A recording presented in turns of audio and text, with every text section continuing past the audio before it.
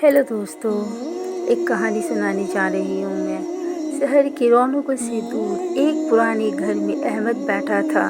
अहमद एक बहुत मेहनती इंसान था, लेकिन पिछले कुछ महीनों से उसकी ज़िंदगी इम्तिहान बन गई थी। कारोबार ख़त्म हो चुका था, कर्जदारों के फ़ोन आ रहे थे और सबसे बड़ी तकलीफ़ ये थी कि उसकी छोटी बेटी बीमार थी और दुआ के पास पैसे ना थे।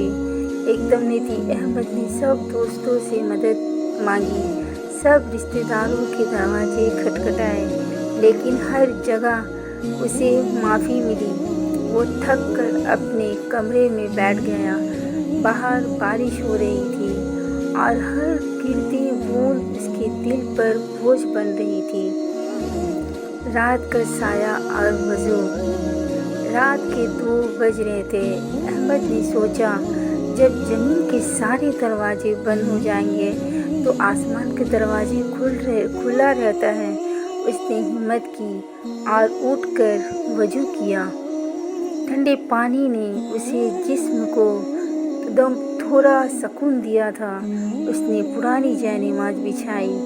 कमरे में हल्की सी रोशनी थी। उसने तहज्जुद की नमाज़ स्टार्ट की। जब वो नमाज में खड़ा हुआ तो उसकी टंगें कंदप रही थी, पाँव काँप रही थी, लेकिन दिल में एक अजीब सी धड़क थी। नमाज ख़त्म करने के बाद अहमद ने दोनों हाथ उठाए। शुरू में उसके पास अल्फाज नहीं थी। वो बस खामोशी से आसमान की तरफ देख रहा था। फिर उसने धीरे से कहा, या अल्लाह, मैं तेरे दर पर आया हूँ। मैंने दुनिया को नमाज आजमाया है, सब ने साथ छोड़ दिया, अब सिर्फ तू रह गया है। उसने रोना शुरू किया। उसने अपने हर एक गुनाह को याद किया और माफ़ी मांगी। वो कह रहा था कि या रब, मैं जानता हूँ मैं बुरा हूँ, पर तू तो रहम है। मेरे बच्चे की तकलीफ़ मुझे देखी नहीं जाती। तू तो पत्थर में मौजूद गिरने को भी रिज़्क देता है, तो मैं क्या तुझे भूल जाऊँ। अब अहमद की हिचकियाँ बन गई थी। वो सजदे में गिर गया। उसका रोना अब इतना शिद्दत पकड़ गया था कि उसका पूरा जिस्म काँप रहा था। उसने सजदे में सर रख कर कहा, या अल्लाह, जब तक तू मेरी दुआ कबूल नहीं करेगा, मैं इस सजदे से सर नहीं उठाऊंगा। लोग कहते हैं कि रास्ता बंद है, पर तू तो रास्ता बनाने वाला है। मेरी मुश्किल को आसान कर दे मेरे मौला। वो इतनी रोया कि उसकी जानिमाज़ आंसू से गीली हो गई। उस वक्त ऐसा महसूस हुआ जैसा कोई ठंडक उसके दिल में उतर नहीं रहा था। महसूस हुआ कि कोई है जो उसे देख रहा है और जो उसकी शिकायत को सुन रहा है।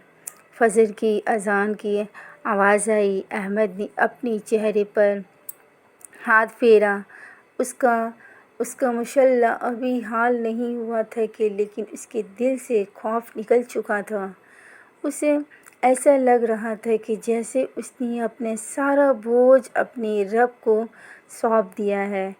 अगली सुबह एक पुराना दोस्त जिसने उसने कभी फ़ोन भी नहीं किया था, उसके घर आया और उसके पुराने डूबते हुए पैसे लौटा दिए।